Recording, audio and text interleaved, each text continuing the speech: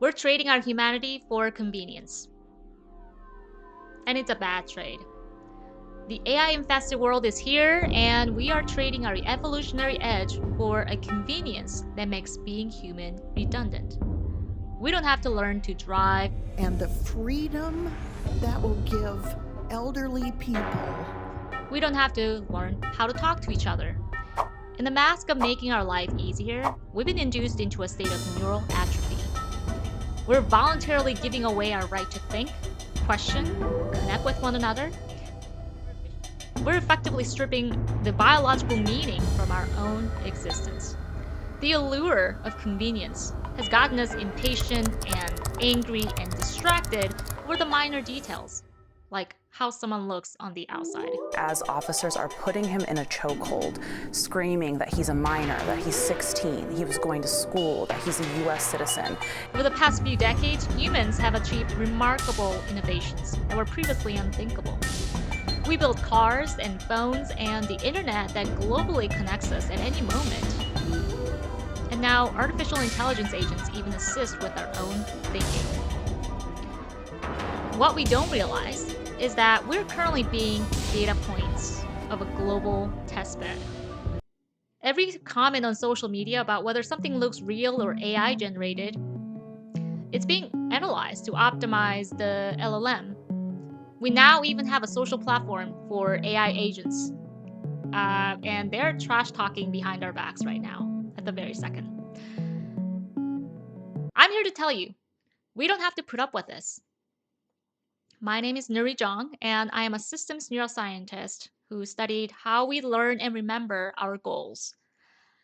And from where I sit, the convenience economy is literally hijacking our mind and our biology. We are deleting the very circuits that make us human. We value things that we build. We've done that for a long time. It's called the IKEA Effect. The hard work and struggle and effort we put into our accomplishments, we feel good about it. It's like a home-cooked meal or the art project you worked on for a long time.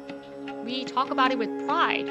We're willing to pay more for the DIY projects than pre-assembled things that we can go out and buy. The science explains us why that is. Turns out it's all about the brain chemistry. When you work hard for a reward, your brain releases dopamine in the nucleus accumbens, which is what most people know as the reward center.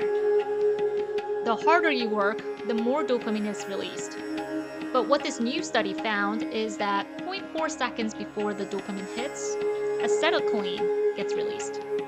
And this is the neurotransmitter associated with heightened attention and focus, like turning on a flashlight in a dark room. When mice had to learn to put in more effort to get the same amount of reward, the increase in dopamine release was dependent on the acetylcholine release. Guess who's controlling that effect? Cholinergic interneurons. These neurons fire when the effort is high. They drive the acetylcholine and dopamine release in sequence. It's like telling the brain, hey, this was worth the effort. Let's remember that. It's essentially our effort gate. And when things are tough, we engrave them into our minds. We remember better when we struggle. And this is kind of like the same thing as the beauty in the struggle. That's even a study that's called Effort Reinforces Learning. This is what some scholars call it the desirable difficulties. You can't look at effortful behavior as a burden because it protects us from burnout. It helps us deal with the world's chaotic problems more effectively, and which is exactly what we need as a society right now. I'm sharing all this because learning is an important part of human experience. If we aren't learning, are we actually living? The good news is that valuing hard work is teachable and learnable. But the bad news is that word hates effort and desirable difficulties. Right now, profit drives pretty much every decision. Corporations claim that they are doing this for making our lives easier. For, say, 10 years from now, what's going to be the same? And most of those things are going to be customer needs. Nobody 10 years is going to say, I love Amazon.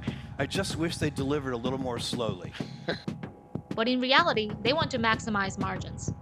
Now, profit and comfort can go hand in hand, and that's how most innovations came out to be. But we've got now the AI agents because they happen to be cheaper human alternatives. Now, that might make some people a little uncomfortable. Technologies have been good to us. We are minimizing our mistakes with calculators. We don't have to start from a blank page with AI. We don't all have to be engineers to make apps and start a business. We can skip the boring and all the time consuming part and get to the more meaningful and juicier part. But let's look at the data.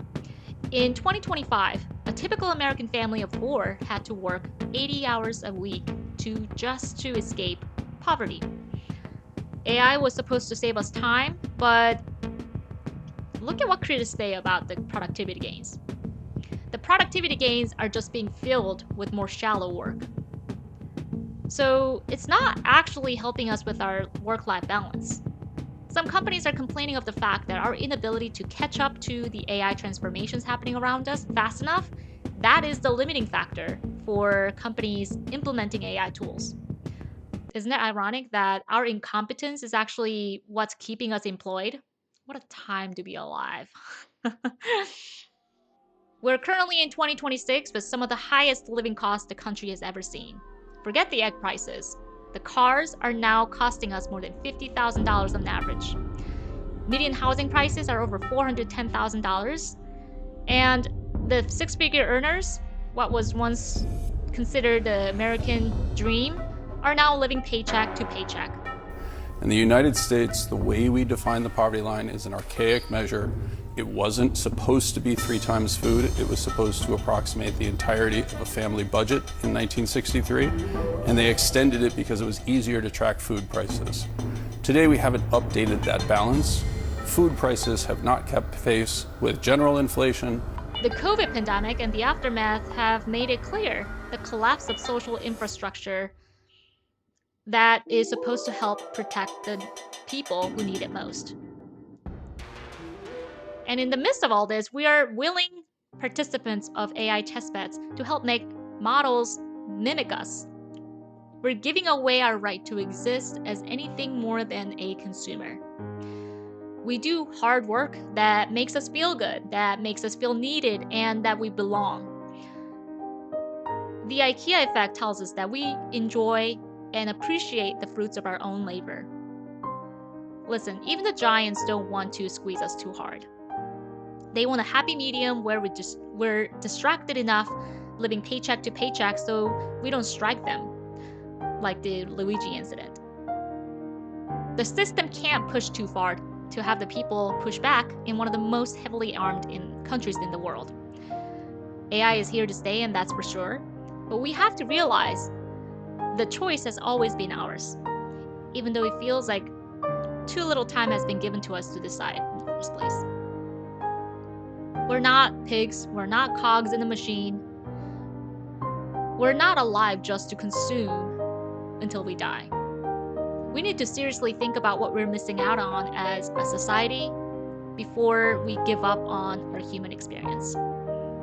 We can let the convenience economy atrophy our brain, or you can reclaim the human agency. You can lean into the desirable difficulties. We can achieve so much more together if only we can tolerate our differences more than the lives we've been told. I'm using my perspective as a neuroscientist to learn how to navigate this modern chaos. If you want to join the conversation, hit that subscribe. It's your acetylcholine flashlight.